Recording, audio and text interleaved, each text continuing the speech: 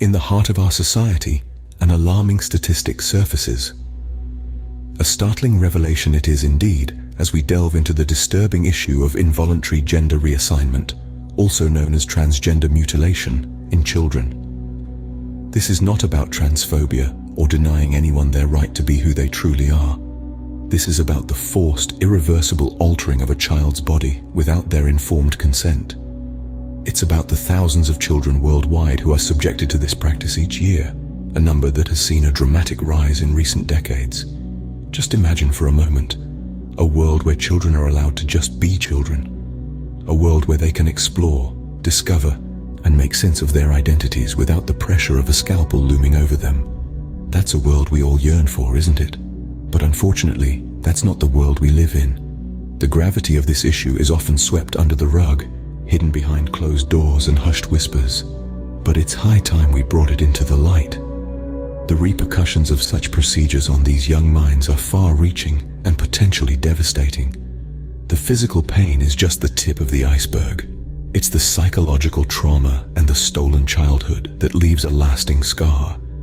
And it's not just the children who bear the brunt of this practice. The ripple effects are felt throughout society, tearing apart families and communities. The societal norms that enable such practices are deeply ingrained, and changing them is no small feat. But this is a battle we must fight, for the sake of our children and our collective future. We must remember, after all, that these children are the architects of our tomorrow. Their minds are malleable, their spirits are resilient, and their potential is limitless. They deserve the chance to grow and evolve naturally, to discover their own identities in their own time. As we peel back the layers of this unsettling issue, we must ask ourselves, what kind of society do we want to build? One that respects and nurtures individuality, or one that forces conformity at the expense of a child's well-being? A child's innocent world shouldn't be marred by such horrific practices. It's our responsibility to ensure that it isn't. Renowned experts in the field have expressed their deep concerns. Let's dive into some of their insights. Firstly, let's hear from leading child psychologists. Dr. Anderson from the Child Psychology Institute states, "Children are in a constant state of growth and evolution. Their understanding of themselves and their identity is fluid and subject to change. It's crucial we allow them the space to explore their identity naturally, without irreversible physical alterations." Dr. Chen, a respected human rights advocate, echoes these sentiments. Every child has the right to an open future, one that is not prematurely closed off by irreversible decisions made during their formative years. The right to identity is a fundamental human right, and this includes the right to self-determined gender identity. Medical ethicists also raise worries. Professor Miller from the Global Ethics Council asserts, "The Hippocratic Oath, the bedrock of medical ethics, tells us first to do no harm. Transgender mutilation in children, with its irreversible physical and psychological effects, is a clear breach of this principle."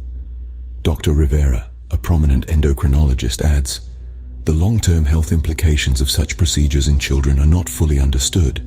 The premature introduction of hormones can have significant health consequences, including bone density issues and cardiovascular problems. And let's not forget the legal experts. Judge Clark, a leading authority in child rights law, points out, subjecting a child to irreversible medical procedures without their informed consent is a serious breach of international child rights law. Children cannot comprehend the lifelong implications of such decisions. In a nutshell, the consensus among professionals is that these procedures pose significant physical and psychological risks. They believe it's critical to allow children the freedom to explore their identities naturally, without the pressure or influence of irreversible medical procedures. The consensus is clear. This is a grave violation of a child's rights. The wounds may heal, but the scars remain unseen. In the vast landscape of human experiences, there's an often overlooked territory, a terrain marked by unseen scars. These are the long-term effects of transgender mutilation on children. The physical wounds might heal, yes, but what about the wounds we can't see? The wounds that linger in the mind and the spirit? Consider this.